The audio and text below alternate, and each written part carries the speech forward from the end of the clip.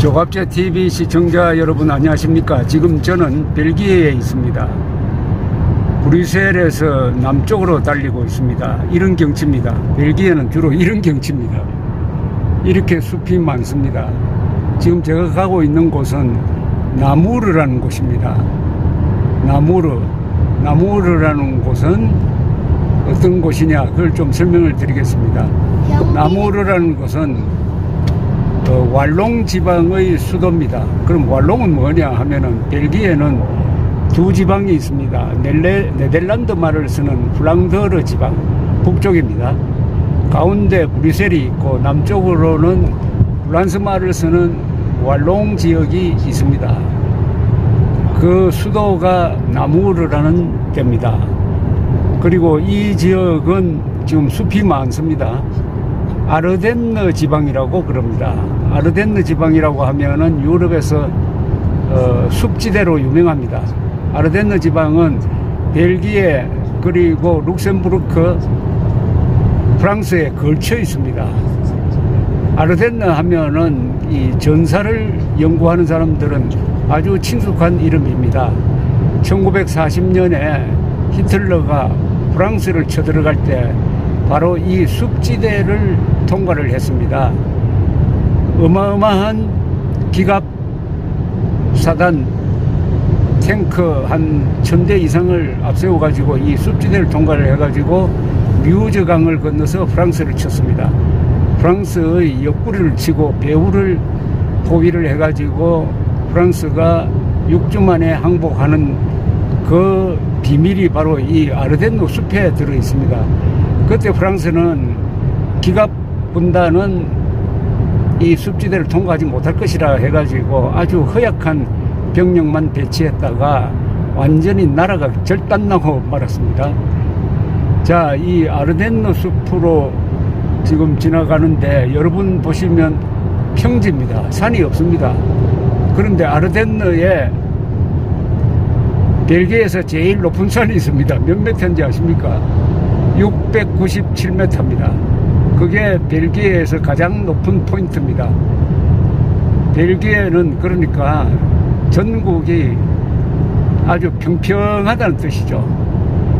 평평하니까 거기에 목장도 그리고 농작물도 저런 바람을 이용한 풍력방 발전도 할 수 있는 건 좋은데 이게 외국 군대가 쳐들어와서 전쟁하기는 딱 좋은 데입니다. 그래서 벨기에는 배틀필드 오브 유럽이라고 불립니다. 유럽의 전장이다 이거죠. 북유럽에 주로 힘센 나라가 모여 있는데 독일, 프랑스, 영국 요 가운데에 벨기에가 있는 바람에 나폴레옹 전쟁, 1차 대전, 2차 대전 때 그냥 혼이 났습니다. 이게 바로 이런 지리적 조건입니다. 산도 없고 큰 강도 없으니까 전쟁을 막을 방법이 없습니다. 그리고 벨기에는 잘 사는 데입니다.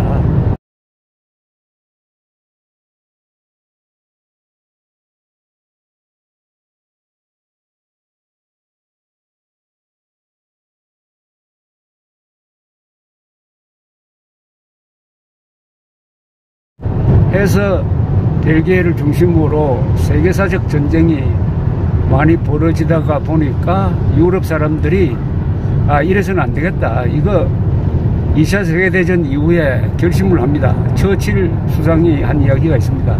이제 유럽도 미국처럼 연방국가를 만들어야 된다 해서 그게 발전해가지고 오늘날의 EU가 되었습니다. EU에 가입한 나라가 27개 나라, 대표하는 인구가 약 4억 5천만 명, 경제력으로는 GDP 기준으로 중국, 미국, EU 이 3대 경제권을 형성을 하고 있습니다.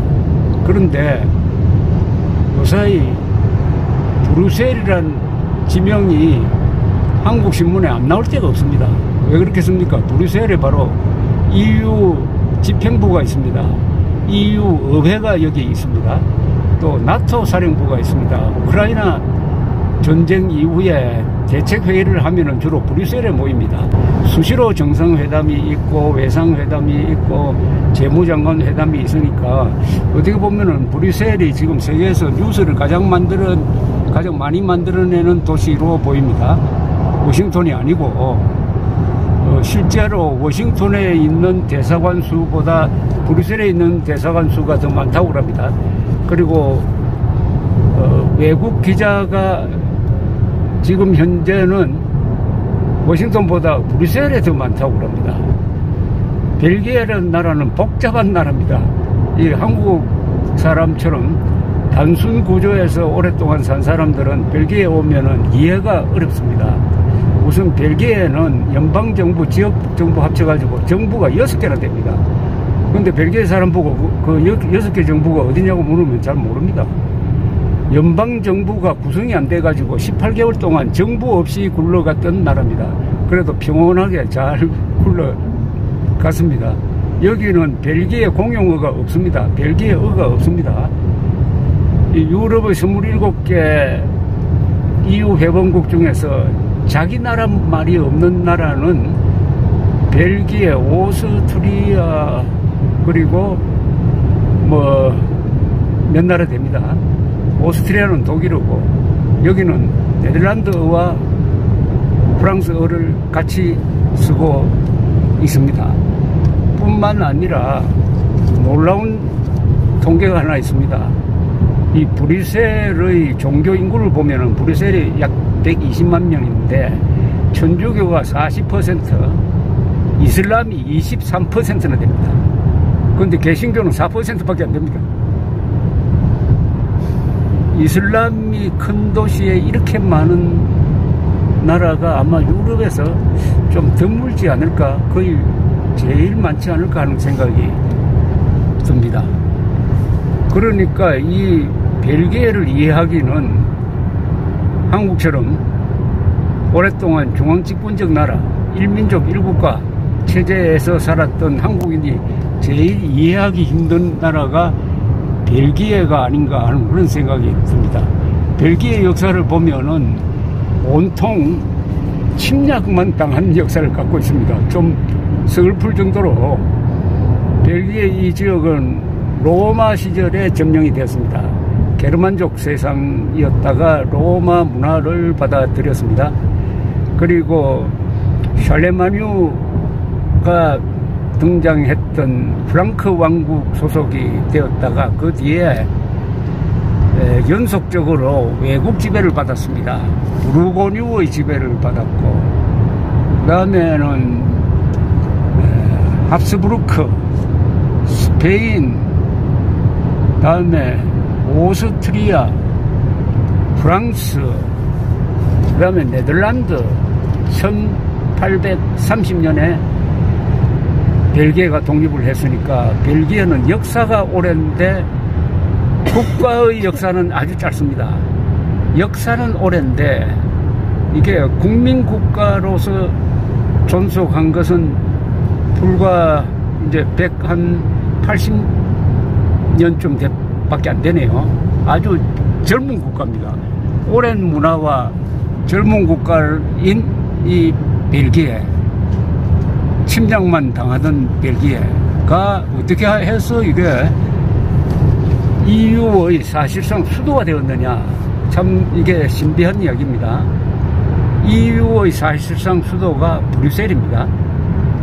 그런데 벨기에는 2차 세계대전 이후에 이 프랑스, 독일과 손을 잡습니다. 프랑스, 독일은 원수나라 아니겠습니까? 그 중간에 벨기에가 끼어들어가지고 이제는 전쟁을 해서는 안 되겠다. 그렇게 하려면 어떻게 해야 되느냐. 전쟁하는데 가만 보니까 철강과 석탄이 많이 들어간다. 그러면 철강과 석탄이란 이 자원을 독일과 프랑스가 공동 관리하면 이거 전쟁 못하게 되는 것 아니냐 해가지고 유럽 철강, 석탄 공동체가 출범합니다. 이런 발상을 한 사람이 프랑스의 장 모네라는 사람이었습니다. 위대한 정치인이죠. 스테이트맨이죠. 그런 사람을 스테이트맨이라고 합니다.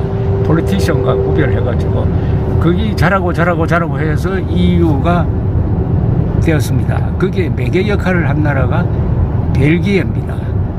여러분 한번 생각해 보십시오. 27개 나라가 그 민족도 다르고 말도 다른데 어떻게 하나의 연방국가를 만들 수 있었느냐. 그건 기적 중에 기적입니다.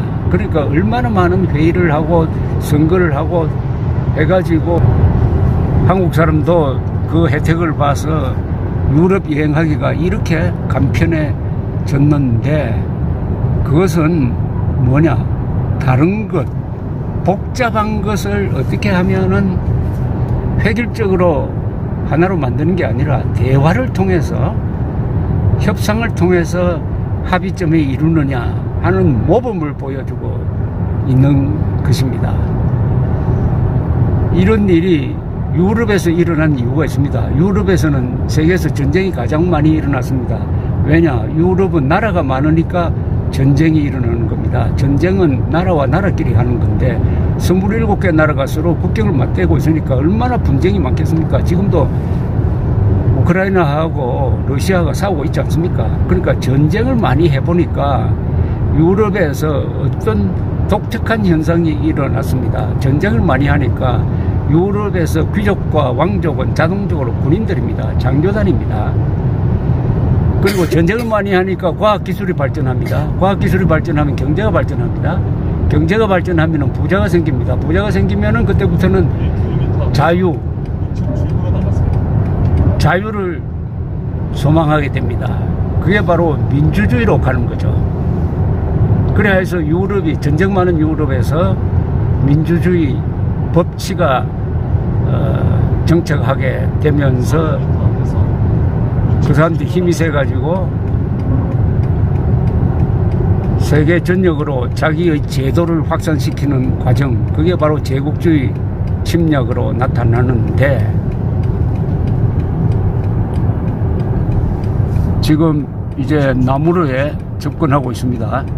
200m 앞에서 좌측 진행하세요. 그리고 회전 교차로에서 첫 번째 전쟁을 많이 했다는 것은 어떻게 보면은 사람들이 나라도 그렇고 성숙하게 되는 계기가 됩니다.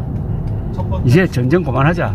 회전 교차로에서 첫 번째 출구입니다. 그러려면 어떻게 하면 될 거냐? 연방국가 비슷한 걸 만들어야 된다. 국경의 차이를 없애야 된다. 사람과 물건과 자본과 정보가 서로 교류하면은 전쟁을 자연스럽게 안 하게 된다. 즉 시장이 하나가 되면은 전쟁 안 하게 된다. 그래서 브뤼셀이 EU의 중심이 될 수 있었습니다. 회전 교차로에서 두 번째 출구입니다. 회전 교차로에서 두 번째 출구입니다. 여기서부터 길이 좀 내려갑니다. 내려가면은 저기에 협곡이 있습니다. 협곡을 흐르는 강이 뮤즈강입니다. 뮤즈강은 프랑스에서 발원해가지고 벨기에, 네덜란드를 지나서 노르테르담 근처에서 북해로 들어갑니다. 약 900km인데 좁지만은 깊습니다. 유역 면적은 한 36,000평방킬로미터. 이제 뮤즈가 나타났습니다. 계속 후속편을 말씀드리겠습니다. 여기는 벨기에 아르덴느 지역의 아르덴느 수도, 그리고 왈롱의 수도를 겸하고 있는 나무르에 도착했습니다. 왼쪽이 바로 뮤즈입니다. 뮤즈강. 회전 교차로에서 두 번째 출구입니다.